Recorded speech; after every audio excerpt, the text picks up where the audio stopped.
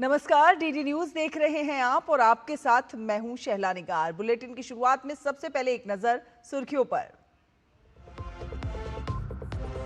कर्नाटक दौरे पर प्रधानमंत्री नरेंद्र मोदी। थोड़ी देर में मैसूरू के रामकृष्ण आश्रम में स्वामी विवेकानंद सांस्कृतिक युवा केंद्र विवेक स्मारक का उद्घाटन। जनसभा को भी करेंगे संबोधित।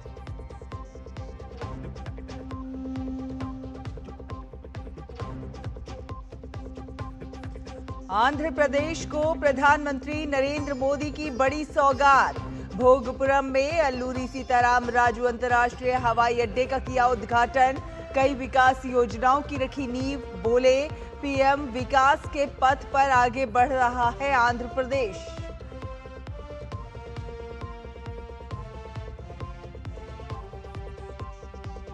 आंध्र प्रदेश में बिना नाम लिए विरोधियों पर प्रधानमंत्री ने किया कटाक्ष। कहा, पहले एक परिवार के नाम पर रखे जाते थे एयरपोर्ट्स के नाम। भाजपा सरकार आने पर टूटी परंपरा। कहा, एनडीए सरकार ने वाल्मीकि, संत रविदास और अल्लूरी सीताराम राजू जैसी हस्तियों के नाम पर हवाई अड्डों का नाम रखकर राष्ट्रीय नायकों को दिया सम्मान।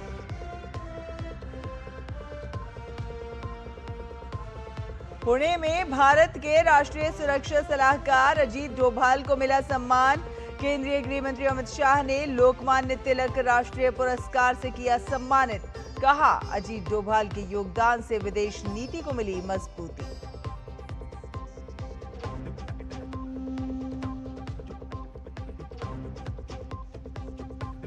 वैश्विक चुनौतियों के बीच मजबूत हो रही है भारतीय अर्थव्यवस्था।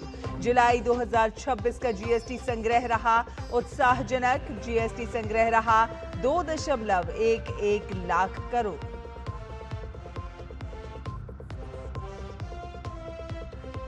और बारिश से कहीं आई आफत, कहीं दिखी राहत। असम में सुधर रहे हालात। ओडिशा के मुख्यमंत्री ने किया हवाई निरीक्षण, जबकि उत्तराखंड, गुजरात और केरल में बारिश ने बढ़ाई टेंशन। तो आपको बता दें कि प्रधानमंत्री ने अल्लूरी सीताराम राजू अंतर्राष्ट्रीय हवाई अड्डे के उद्घाटन सहित 18,000 करोड़ रुपए से अधिक की अनेक विकास परियोजनाओं की आधारशिला और उन्हें राष्ट्र को समर्पित भी किया, जिसमें विशाखापट्टनम में 460 करोड़ रुपए से अधिक के निवेश से विकसित की जा रही एएसआईपी सेमीकंडक्टर परियोजना की आधारशिला रखी। 4,300 करोड़ रुपए से ज्यादा की पवन और सौर ऊर्जा का पारेषण प्रणाली का शुभारंभ भी शामिल रहा। प्रधानमंत्री ने कहा कि आंध्र प्रदेश में हो रहे विकास कार्यों की स्पीड विकसित भारत के संकल्पों को भी पूरा करेगी। आज यहां करीब 18,000 करोड़ रुपीस की विकास परियोजनाओं का शुभारंभ, लोकार्पण और शिलान्यास हुआ है। एयरपोर्ट के साथ साथ ये प्रोजेक्ट आंध्र की रोड कनेक्टिविटी से भी जुड़े हैं। इनमें एनर्जी सिक्योरिटी से जुड़े प्रोजेक्ट भी हैं। ये विकास कार्य इस बात के प्रतीक है कि इस समय आंध्र किस स्पीड से आगे बढ़ रहा है। और उत्तर आंध्र प्रदेश में बने नए एयरपोर्ट को प्रधानमंत्री ने कनेक्टिविटी के लिहाज से काफी अहम बताया। उन्होंने कहा कि मौजूदा केंद्र सरकार ने बीते 12 सालों में अथक प्रयास किए हैं। अब देश में 166 एयरपोर्ट हैं, जो साल 2014 में सिर्फ 74 हुआ करते थे। इन हवाई अड्डों की बदौलत देश के छोटे छोटे शहरों में भी कनेक्टिविटी मिली है। तो वहीं प्रधानमंत्री ने हवाई अड्डों के नामकरण को लेकर भी कटाक्ष किया। उन्होंने कहा कि मौजूदा सरकार नए बन रहे हवाई अड्डों के नाम देश के महापुरुषों के नाम पर करती है, ना कि सिर्फ एक परिवार के सदस्यों के नाम पर। पहले जब एयरपोर्ट बनते थे तो एयरपोर्ट के नाम एक ही परिवार के नाम पर चढ़ जाते थे। हमने इस परंपरा को बदला। हमने अयोध्या में एयरपोर्ट का नाम वाल्मीकि के नाम से जोड़ा। हमने पंजाब में संत रविदास जी के नाम से एयरपोर्ट का नाम जोड़ा। और साथियों, केंद्र की एनडीए सरकार ने निर्णय किया है कि इस नए एयरपोर्ट का नाम श्री अल्लूरी सीताराम राजू के नाम पर होगा। आंध्र प्रदेश का जो भी नागरिक इस एयरपोर्ट से यात्रा करेगा, देश और दुनिया का जो भी नागरिक इस एयरपोर्ट से यात्रा करेगा, उसे अल्लूरी सीताराम राजू जी के नाम से जनसेवा और राष्ट्र सेवा की प्रेरणा मिलेगी। प्रधानमंत्री नरेंद्र मोदी ने आंध्र प्रदेश के विजयनगरम जिले के भोगपुरम में नवनिर्मित अल्लूरी सीताराम राजू अंतर्राष्ट्रीय एयरपोर्ट का भव्य उद्घाटन किया और इस मौके पर आंध्र प्रदेश की समृद्ध सांस्कृतिक विरासत की शानदार झलक देखने को मिली। उद्घाटन समारोह में 13,000 से अधिक विद्यार्थियों ने पारंपरिक धेमिसा नृत्य की मनमोहक प्रस्तुति दी। पीएम मोदी ने इस विशेष प्रस्तुति का video social media platform x पर साझा किया और विद्यार्थियों की इस अनोखी प्रस्तुति की सराहना की। प्रधानमंत्री ने कहा कि भोगपुरम हवाई अड्डे के उद्घाटन के दौरान विद्यार्थियों द्वारा प्रस्तुत धेमसा नृत्य ने उन्हें भाव विभोर कर दिया। उन्होंने कहा कि ये प्रस्तुति आंध्र प्रदेश के लोगों की गर्मजोशी और राज्य की समृद्ध विरासत, खासकर आदिवासी समुदायों की सांस्कृतिक परंपराओं को दर्शाती है।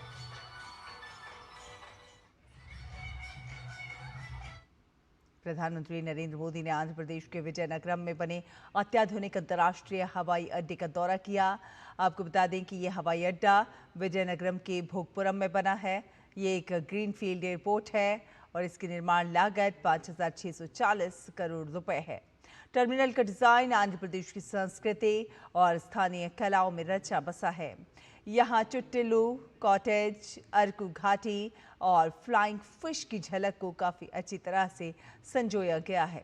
यह हवाई अड्डा महान क्रांतिकारी और प्रेरणा पुरुष अल्लूरी सीताराम राजू के नाम से जाना जाएगा। वहीं 13,000 से अधिक लोगों ने ढिमसा लोक नृत्य की मनमोहक प्रस्तुति दी।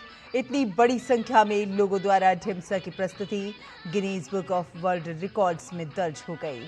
ये नृत्य आंध्र प्रदेश, ओडिशा और छत्तीसगढ़ की जनजातियों के बीच परंपरा का हिस्सा है। मुख्य तौर पर शादी, विवाह, त्योहार के अवसर पर लोग इसमें हिस्सा लेते हैं।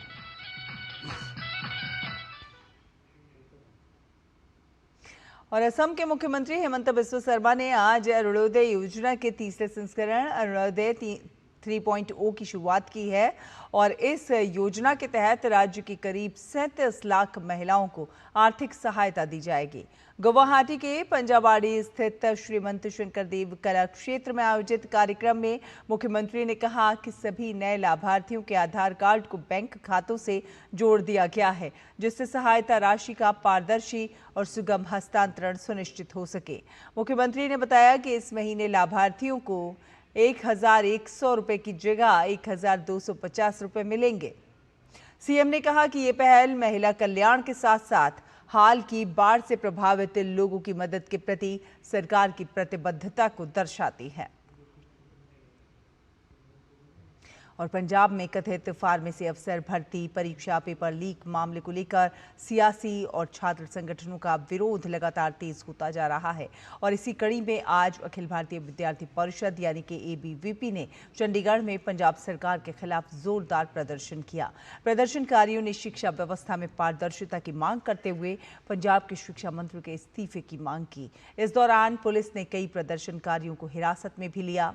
चंडीगढ़ में एबीवीपी कार्यकर्ताओं ने पंजाब सरकार के खिलाफ प्रदर्शन करते हुए आरोप लगाया कि फार्मेसी अफसर भर्ती परीक्षा में गंभीर अनियमितताएं हुई हैं और इससे लाखों युवाओं का भविष्य प्रभावित हुआ है।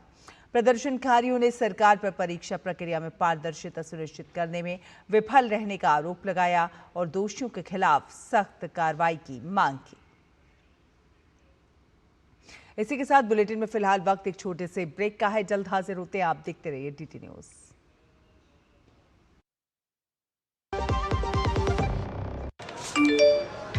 कम समय में ज्यादा मुनाफा, बस एक क्लिक में। कमाल है। अनजान लिंक्स पर क्लिक मत कीजिए। आरबीआई कहता है, जानकार बनिए, सतर्क रहिए। मेरी पसंद। मेरी पसंद। मेरी पसंद। मेरी पसंद। हमारी पसंद। हम सबकी पसंद। मजबूत देश का मजबूत सरिया हो गया स्टील। ब्रेक के बाद स्वागत है आपका। आप देख रहे हैं डीडी न्यूज। आपको बता दें कि दिल्ली को कूड़े के पहाड़ों से मुक्ति दिलाने की दिशा में केंद्र सरकार के प्रयास लगातार जारी हैं और इसी कड़ी में केंद्रीय आवास एवं शहरी कार्य मंत्री मनोहर लाल खट्टर ने आज भलसवा लैंडफिल साइट का दौरा कर यहां चल रहे बायो माइनिंग और कचरा निष्पादन कार्यों की प्रगति का जायजा लिया। मंत्री इससे पहले भी राजधानी के लैंडफिल स्थलों का निरीक्षण कर कार्यों में तेजी लाने के निर्देश दे चुके हैं।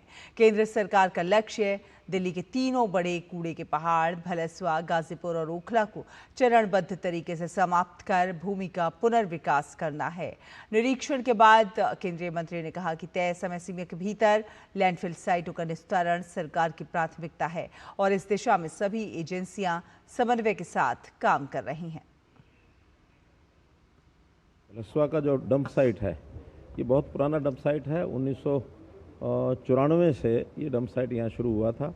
आज इसको 32 साल हो गए हैं, लेकिन बीच में किसी ने इसका ध्यान नहीं किया और अब हमने स्वच्छ भारत मिशन के अंतर्गत जब से अनुकूल रूप से एमसीडी और दिल्ली सरकार, भारत सरकार सब ने मिलकर के इसको टेकअप किया है। और बड़ी बात यह है कि पिछले 17 सितंबर को मैंने स्वयं इसको एक प्रकार से टेकअप किया था, इसको गोद भी लिया था। एक कंपनी 1 करोड़ मीट्रिक टन ये मलबा कैसे उठा ले, ये अपने में एक इतिहास बनेगा। और इसमें मैं इतना कह सकता हूँ कि जो नया लेगेसी वेस्ट यहाँ आ रहा है, इसके लिए अलग से टेंडर हुए हैं।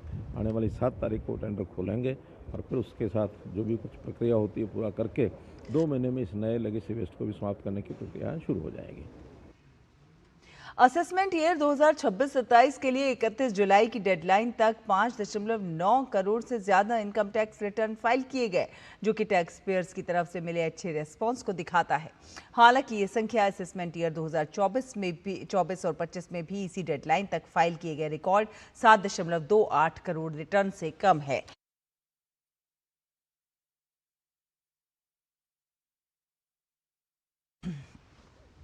आयकर विभाग ने सोशल मीडिया प्लेटफॉर्म एक्स पर बताया है कि आकलन वर्ष 2026-27 के लिए 31 जुलाई तक 5.9 करोड़ से अधिक आयकर रिटर्न दाखिल किए जा चुके हैं।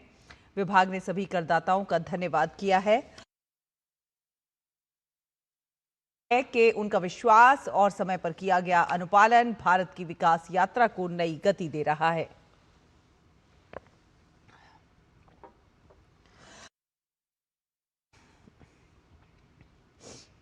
देश में डिजिटल भुगतान का दायरा तेजी से बढ़ता जा रहा है। एनपीसीआई के अनुसार जुलाई 2026 में यूपीआई के जरिए 23.66 अरब ट्रांजैक्शन हुए, जो कि पिछले साल की तुलना में 22% अधिक है। इनका कुल मूल्य 29.88 लाख करोड़ रुपए रहा, जिसमेम 19% की सालाना बढ़ोतरी दर्ज की गई। जुलाई में रोजाना औसतन 76.3 करोड़ ट्रांजैक्शन और 96,383 करोड़ रुपए का लेन देन हुआ।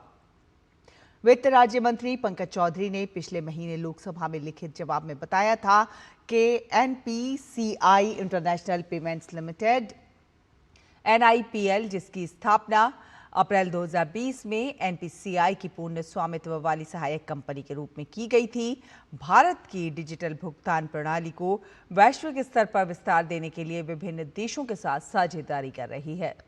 इन साझेदारियों के जरिए भारतीय पर्यटक और विदेशों में रहने वाले भारतीय आसानी से सीमा पार डिजिटल भुगतान कर पा रहे हैं। साथ ही साझेदार देशों को भी यूपीआई जैसी रियल टाइम भुगतान प्रणाली और रुपे जैसे घरेलू कार्ड भुगतान व्यवस्था विकसित करने में मदद मिल रही है। फिलहाल यूपीआई संयुक्त अरब अमीरात, UAE, सिंगापुर, फ्रांस, मॉरिशस और श्रीलंका समेत 8 से अधिक देशों में उपलब्ध है, जिससे वैश्विक फिनटेक क्षेत्र में भारत की मौजूदगी लगातार मजबूत हो रही है। और भारतीय सेना ने पूर्व सेना प्रमुख जनरल विश्वनाथ शर्मा को पूरे सैन्य सम्मान के साथ अंतिम विदाई दी। नई दिल्ली के बरार स्क्वायर शमशान घाट पर हुए अंतिम संस्कार में सेना प्रमुख जनरल धीरज सेठ, मिजोरम के राज्यपाल और पूर्व सेना प्रमुख जनरल वीके सिंह समेत कई वरिष्ठ सैन्य अधिकारियों, पूर्व सैनिकों और परिजनों ने उन्हें श्रद्धांजलि अर्पित की। 97 वर्ष की आयु में उनका निधन हुआ। 1988 से 1990 तक सेना प्रमुख रहे जनरल शर्मा ने अपने सैन्य जीवन के साथ साथ सेवानिवृत्ति के बाद भी समाज सेवा में उल्लेखनीय योगदान दिया। और केरल पुलिस ने एक अंडरकवर ऑपरेशन में अंतर्राज्यीय वाहन चोरी रैकेट के सरगना को मदुरै से गिरफ्तार किया है।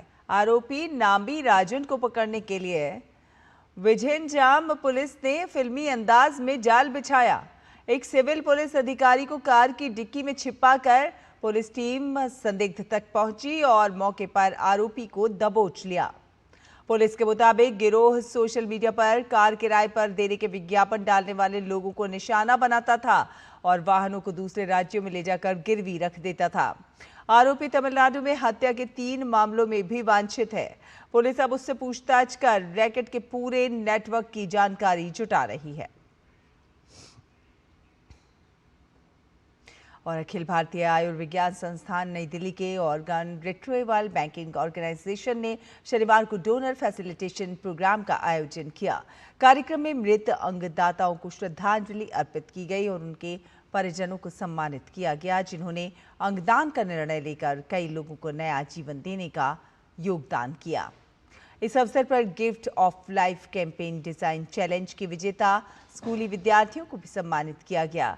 विद्यार्थियों ने पोस्टर और रचनात्मक डिजाइन के माध्यम से एक निर्णय अनगिनत जिंदगियों का संदेश दिया। कार्यक्रम के मुख्य अतिथि एम्स के निदेशक प्रोफेसर निखिल टंडन ने कहा कि अंगदान मानवता, करुणा और सामाजिक उत्तरदायित्व का सर्वोच्च उदाहरण है। उन्होंने लोगों से अंगदान के प्रति जागरूक होने और इस जीवनदायी अभियान से जुड़ने का आह्वान किया। जागरूकता बढ़ाना बहुत आवश्यक है। अब वो हर रोज़ इसमें करना है, तो आज जैसे दिन में यहाँ पे कई सारे लोगों को तो हमने पुरस्कृत भी किया है। साथ ही साथ में बच्चों को पोस्टर कंपटीशन किए हैं ताकि बच्चों के माध्यम से उनके स्कूलों में और लोगों को ये खबर जाए, उनके परिवारों में जाए, और जितने लोगों को ये पता लगता है तो एटलीस्ट ये जानकारी होनी चाहिए, जानकारी की, और उस जानकारी का फिर हम अगर ऐसा कभी अवसर आता है तो हम उसका फिर उस जानकारी के बेसिस पे एक वार्तालाप शुरू करके अंगदान के बारे में बात करी जा सकती।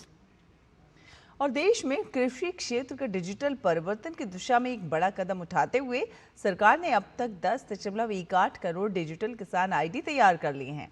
डिजिटल किसान आईडी के जरिए किसानों को सरकारी योजनाओं, सब्सिडी और कृषि सेवाओं का लाभ अधिक पारदर्शी और तेजी से उपलब्ध कराने की तैयारी है। पेश है हमारे सहयोगी शमीम अख्तर की ये रिपोर्ट। देश में कृषि को डिजिटल बनाने की दिशा में सरकार तेजी से आगे बढ़ रही है। इसी कड़ी में अब तक 10 करोड़ 18 लाख से अधिक डिजिटल किसान आईडी तैयार की जा चुकी है। डिजिटल किसान आईडी कृषि क्षेत्र के लिए एक विशिष्ट डिजिटल पहचान है, जिसके माध्यम से किसान की पहचान और उसके कृषि रिकॉर्ड को सुरक्षित रूप से जोड़ा जा रहा है। इसका उद्देश्य किसानों तक सरकारी योजनाओं और सेवाओं की आसान, पारदर्शी और समयबद्ध पहुंच सुनिश्चित करना है। डिजिटल आईडी सरकार की बनाई हुई एक वैसी व्यवस्था है जिसमें उस 11 अंकों के डिजिटल संकलन में किसान की सारी जितनी भी उससे बीज से बाजार तक की सारी व्यवस्था है वो एक जगह संग्रहित है। इससे ना ही सिर्फ किसान को जो सरकार से डिलीवरी जो मिलती है उसमें फ़ायदा होगा, बल्कि नियमित रूप से वो फीडबैक भी सरकार के पास जाएगा कि हमारा क्या हम सरकार किसान को देने का प्रयास कर रहे हैं, क्या उनको मिल रहा है और क्या उनको नहीं मिल पा रहा है। तो ये सारी चीज़ें एक इनोवेटिव स्कीम है जिसमें हम सबको मिलजुल करके डिजिटल आईडी के लिए प्रयास करना होगा। सितंबर 2024 में केंद्र सरकार ने डिजिटल कृषि मिशन को मंजूरी दी थी, जिसका परिव्यय 2,817 करोड़ रुपए रखा गया था। इस मिशन का उद्देश्य कृषि के लिए मजबूत डिजिटल पब्लिक इंफ्रास्ट्रक्चर तैयार करना है। इसके तहत एग्री स्टैक, कृषि निर्णय सहायता प्रणाली और व्यापक मृदा उर्वरता एवं प्रोफाइल मानचित्र विकसित किए जा रहे हैं ताकि किसानों को और चलिए आपको सीधे लिए चलते हैं प्रधानमंत्री